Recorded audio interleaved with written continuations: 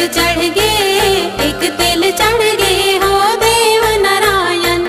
हाँ देव नारायण, हाथ मकन कन औ माथ मतोरे मऊर हो।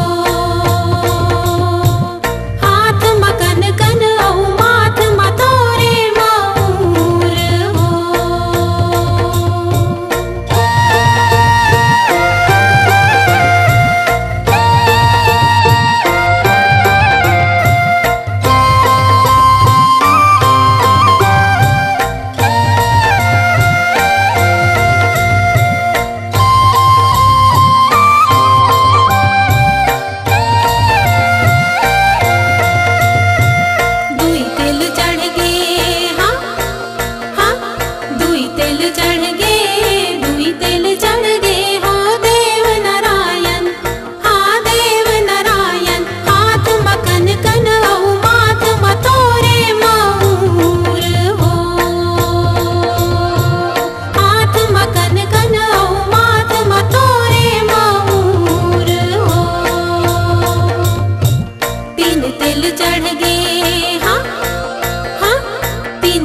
चढ़ गे, तीन तिल चढ़ गे हो देव नारायण।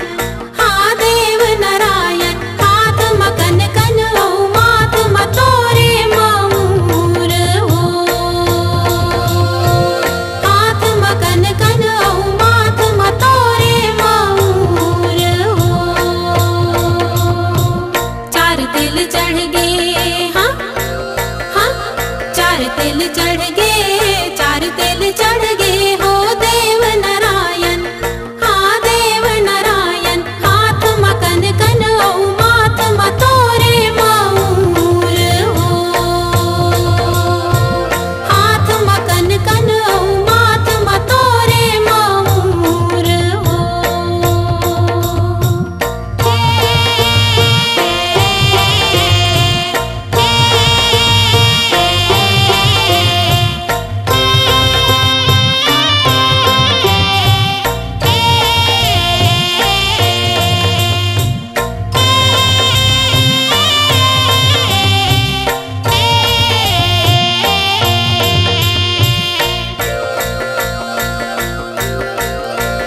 तिल चढ़ गे, हाँ हाँ पाँच तिल चढ़ गे, पाँच तिल चढ़ गे।